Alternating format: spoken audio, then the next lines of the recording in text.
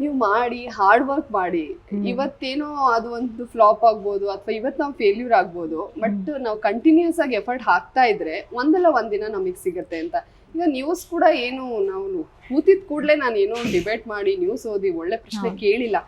ಎಷ್ಟು ಗಡಗಡ ಅಡಗ್ತಿತ್ತಂದ್ರೆ ಉದಯ ನ್ಯೂಸ್ ಚೆನ್ನೈಯಿಂದ ನೋಡ್ತಿರ್ತಾರೆ ಅಂತ ಜಯಶ್ರೀ ಮೇಡಮ್ ಆ ವಾಯ್ಸ್ ಬಂದ್ಬಿಟ್ರೆ ನನಗೆ ಗಡಗಡ. ನಾಳೆ ಜಯಶ್ರೀ ಮ್ಯಾಮ್ ಜೊತೆ ನ್ಯೂಸ್ ಅಂತಂದ್ರೆ ರಾತ್ರಿ ಇಡೀ ಮಲಗ್ತಾ ಇರಲಿಲ್ಲ, ಅಷ್ಟು ಭಯ ಎಲ್ರಿಗೂ ಇರುತ್ತೆ ಅದು. ಹಾಗಾಗಿ ನಾವು ಫಸ್ಟ್ ಅಟೆಂಪ್ಟೇ ಎಲ್ಲ ಮಾಡ್ಬಿಡ್ತೀವಿ ಅಂತಲ್ಲ. ಇವತ್ತು ನಾನು 12 ವರ್ಷ ನ್ಯೂಸಲ್ಲಿ ಇದ್ದೀನಿ ಅಂದ್ರೆ ಅದು ನಾನು ಕಂಟಿನ್ಯೂಸ್ ಆಗಿ ಏನೋ ಸೈಕಲ್ ಹೊಡೆದು ಬಂದಿದ್ದದು. ಇಲ್ಲ ನಮ್ಮ ಸ್ಟ್ಯಾಂಡರ್ಡ್ಗೆ ನಿಮ್ಮ ನ್ಯೂಸ್ ಬರ್ತಾ ಇಲ್ಲ ಈ ಇದರದ್ದು ಹೇಳಿದ್ದಾರೆ.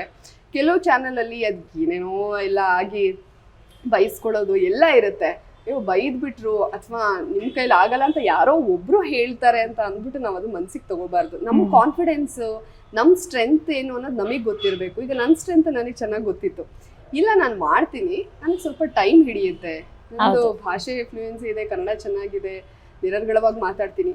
ಬಟ್ ಏನಂದ್ರೆ ಕರೆಂಟ್ ಅಫೇರ್ಸ್ ಇರ್ಬೋದು, ಪೊಲಿಟಿಕಲಿ ಎಲ್ಲಾನು ನಾವು ತಿಳ್ಕೊಬೇಕಾಗತ್ತೆ. ಯಾಕಂದ್ರೆ ಒಬ್ಬ ನ್ಯೂಸ್ ಆಂಕರ್ ನಾವು ಸಿನಿಮಾದವ್ರನ್ನ ಇಂಟರ್ವ್ಯೂ ಮಾಡ್ಬೋದು, ಸ್ಪೋರ್ಟ್ಸ್ ಅವ್ರನ್ನ ಇಂಟರ್ವ್ಯೂ ಮಾಡ್ಬೋದು, ಅವ್ರಿಗೆ ಆ ಫೀಲ್ಡು ಅವ್ರದ್ದೇ ಅದು.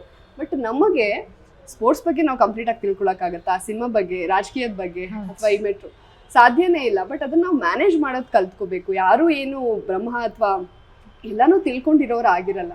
ಅದಕ್ಕೆ ಬೇಸಿಕ್ ಏನು ಅದನ್ನ ನಾವು ಪ್ರಿಪೇರ್ ಆಗಿ ನಮ್ಮ ಮೇಲೆ ನಮ್ಗೊಂದು ಕಾನ್ಫಿಡೆನ್ಸ್ ಇದ್ದು ನಮ್ಮ ಸ್ಟ್ರೆಂತ್ ಏನು ಅಂತ ನಾವು ತಿಳ್ಕೊಂಡ್ರೆ ನಾವು ಮುಂದಕ್ಕೆ ಬರ್ಬೋದು.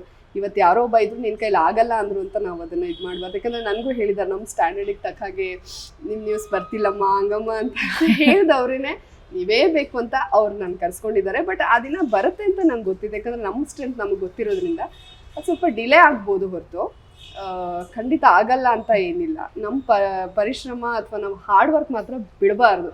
ಯಾರು ಏನ್ ಬೇಕಾದ್ರೂ ಅಚೀವ್ ಮಾಡ್ಬೋದು. ಜೊತೆಗೆ ಬೌಂಡ್ರೀಸ್ ಹಾಕೋಬಾರ್ದು. ಯಾರು ಮದ್ವೆ ಆದ್ಮೇಲೆ ಇಷ್ಟೇ, ಮಗು ಆದ್ಮೇಲೆ ಇಷ್ಟೇ, ನಾವೇನು ಮಾಡೋಕ್ಕಾಗಲ್ಲ ಅಂತ. ನಾವೇನೋ ಮಾಡಬೇಕು ಅಂತಿದ್ರೆ ಅದಕ್ಕೆ ಏನೇನು ರಿಕ್ವೈರ್ಮೆಂಟ್ ಬೇಕೋ ಅದನ್ನ ನಾವು ಮಾಡ್ಕೊಳ್ತಾ ಬಂದ್ರೆ ಖಂಡಿತ ನಮ್ ಲುಕ್ಸ್ ಇರ್ಬೋದು, ಫಿಸಿಕ್ ಇರ್ಬೋದು ಅಥವಾ ನಾಲೆಡ್ಜ್ ಬಿಡಿ, ಅದು ಯಾರಪ್ಪನ ಮನೆ ಗಂಟು ಅಲ್ಲ, ನಾವು ಓದ್ಕೊಳೋದು ಯಾರು ಬೇಕಾದ್ರು.